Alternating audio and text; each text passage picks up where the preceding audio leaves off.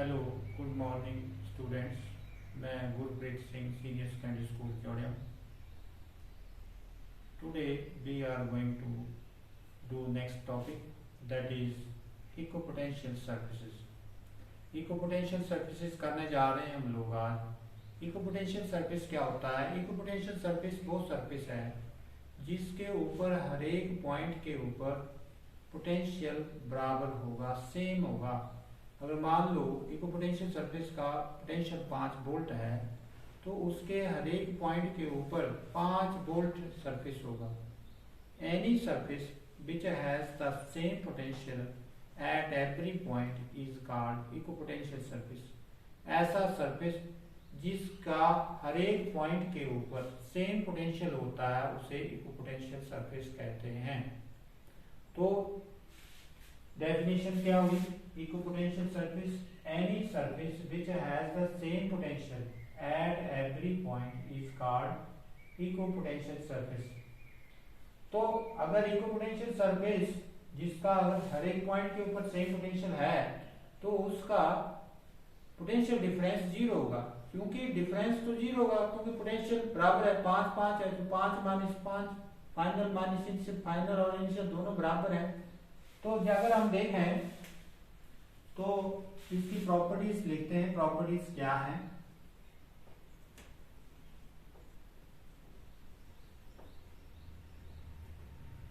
पहली प्रॉपर्टीज है no work is done over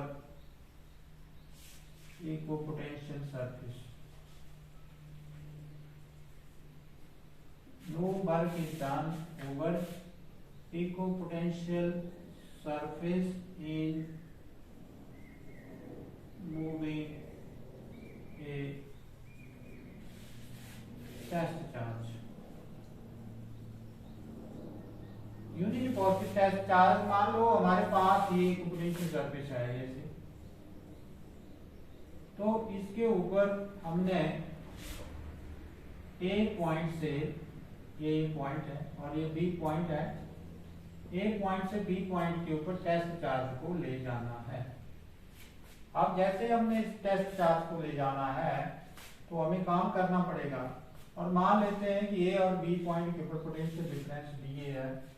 तो इसमें देखेंगे let B A comma B B be the potential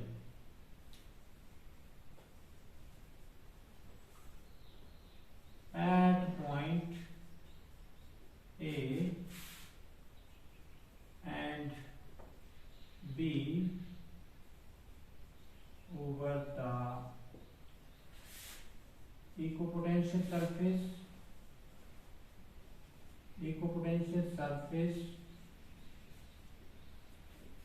BA और BB the potential at point A and B over the equipotential surface. Then potential difference क्या होगा? B B minus B ए। जो definition जो हमने article किया हुआ है potential difference का जो आर्टिकल किया हुआ है उसमें क्या है? अब आप वहां क्या करते हैं, ए से बी की ओर ले जाते हैं और किसको ले जाते हैं? टेस्ट चार्ज को। अब देखो सिंस फॉर इक्विपोटेंशियल सरफेस के लिए क्या है, क्या कंडीशन है? कंडीशन ये है कि बी बी जो है वो बी ए के बराबर है। This is question number 1, this is question number 2। B B किसके बराबर है? बी ए के बराबर। तो बी बी की जगह क्या रखेंगे? बी ए। और हमारे पास क्या आ गया? B B B A minus B A, B A minus B A. Using किसको यूज करेंगे?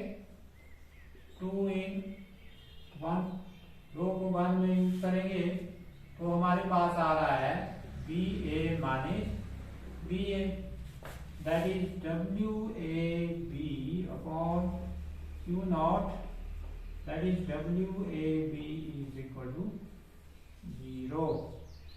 डब्ल्यू ए बी क्या होगा 0, क्योंकि बी ए माने बी ए क्या हो गया 0। So no work is done over the equipotential surface. Equipotential surface के ऊपर कोई भी काम नहीं किया जा सकता है। अब हम इसकी पहली प्रॉपर्टी तो हमने प्रूव कर दी कि no work is done over the equipotential surface. दूसरा है electric field is always perpendicular to the equipotential surface, की इलेक्ट्रिक फील्ड हमेशा इक्विपोटेंशियल सरफेस के ऊपर क्या होती है, परपेंडिकुलर होती है।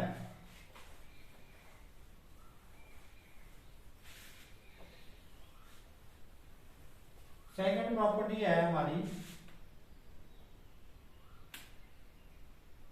Second property that is electric field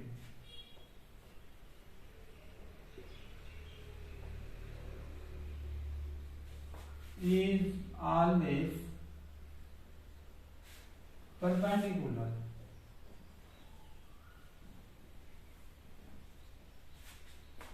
to the surface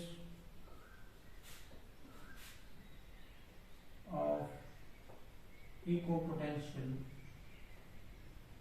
surface। तो अब हमें पता है since no work is done over equipotential surface, over equipotential surface in moving the test charge. अब टेस्ट चार्ज क्या है, क्यू नॉट। तो so W A B is equal to 0, 0 है। डब्ल्यू ए बी क्या है, डब्ल्यू ए बी हमने पढ़ा हुआ है force into distance, force into distance, वो भी क्या हो गया 0। अब फोर्स क्या है, force is equal to minus q naught vector। This is question number 1, this is question number 2। using 2 in 1 वो उपयोग करेंगे 1 में, minus q naught e vector dot dl vector is equal to 0। so E vector dot dl is equal to 0। E vector dot dl क्या होगा 0। अब ये कब possible हो सकता है, अब इसमें D E D L cos theta is equal to 0, E D L cos theta is equal to 0 means, इसका मतलब क्या होगा, मीन्स इट विल पॉसिबल, ये पॉसिबल है कब, इट विल पॉसिबल कब पॉसिबल है, when theta is equal to 90 degree between E and DL.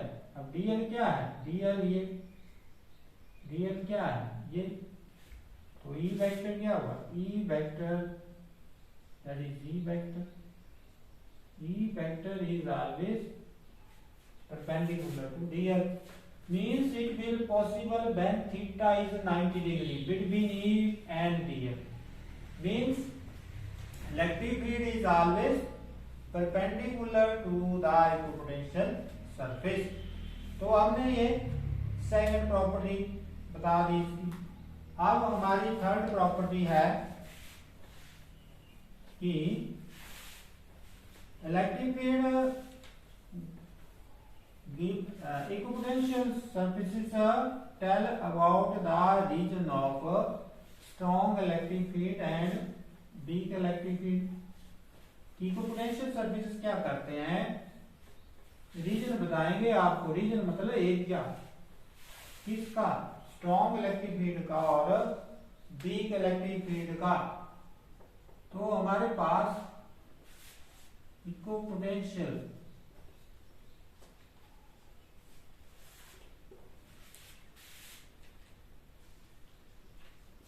surfaces shows the या tell about the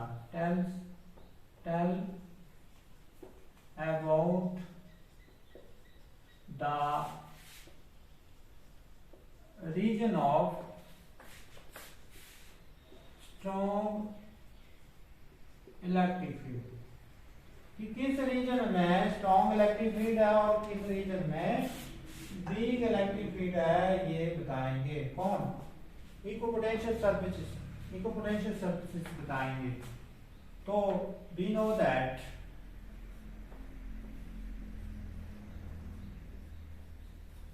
क्या जानते हैं आप लोग? E is equal to minus dB upon dr। तो हम ये कह सकते हैं कि अगर मान लो पोटेंशियल तो सेम है, मींस पोटेंशियल कांस्टेंट है, तो change means constant, you can say that B is constant, so you can write it as E is inversely proportional to dr. E is inversely proportional to dr means कि जहां equipotential surfaces closure होंगे वहां electric field strong होगी, और जहां equipotential surfaces wider होंगे, एक दूसरे से दूर होंगे, वहां इलेक्ट्रिक फील्ड वीक होगी। फ्रॉम दिस द धेयर, जहां पे क्या होगा, their the equipotential surfaces, where the equipotential surfaces are closer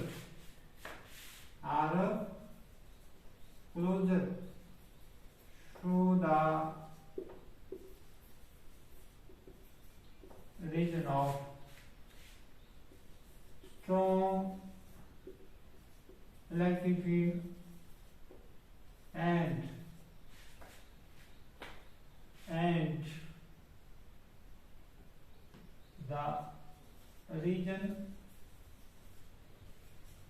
the region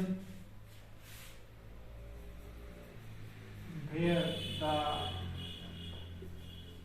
equipotential surfaces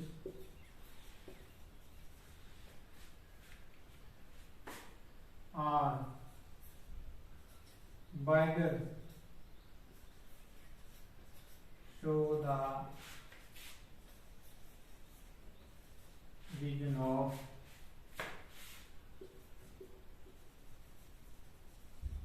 weak electric field. From this, where the equipotential surfaces are closer, show the region of strong electric field. अब जहां पर equipotential surfaces क्या होंगे, closure होंगे, वहां पे क्या होगा, इलेक्ट्रिक फील्ड क्या होगी, स्ट्रॉन्ग। मींस जहां डिस्टेंस कम है इक्विपोटेंशियल सरफेसेस के बीच में, वहां इलेक्ट्रिक फील्ड स्ट्रॉन्ग है, इनवर्सली प्रोपोर्शनल है। एक चीज बढ़ रही है तो दूसरी चीज घट रही है, दूसरी चीज घट रही है तो पहले बढ़ रही है। अब देखो यहाँ डिस्टेंस डिक्रीज हो रही है, किसके बीच में, इक्विपोटेंशियल सरफेसेस के बीच में, तो इलेक्ट्रिक फील्ड स्ट्रॉन्ग हो रही है। अगर उनके बीच में डिस्टेंस बढ़ रही है तो इलेक्ट्रिक फील्ड वीक हो रही है। तो equipotential surface tell about the region of strong electric field and weak electric field भी लिख सकते हैं, एंड वीक इलेक्ट्रिक फील्ड। अब नेक्स्ट पॉइंट है कि इलेक्ट्रिक फील्ड जो है वो इक्विपोटेंशियल सरफेसेस ये बता सकते हैं कि इलेक्ट्रिक फील्ड किस डायरेक्शंस में डायरेक्ट हो रही है। तो इलेक्ट्रिक फील्ड हमेशा उस डायरेक्शंस में opposite to the directions of the equipotential surfaces. Electric field, अब देखो electric field is the negative of the gradient of potential, means that electric field will be directed in which the potential is decreases, in which the potential is decreases। तो यहां से भी आप लोग ये बता सकते हैं कि यहाँ इलेक्ट्रिक फील्ड किस साइड को डायरेक्ट होती है। Electric field is always directed in A direction in which the potential is decreases, in which the opposite to the direction in which the potential is, yeah, opposite to the direction of the, yeah, electric field is always directed in the direction of in which the potential decreases।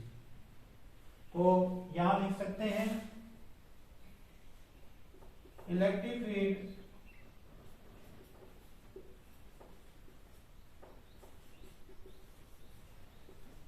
is always directed in the direction in which potential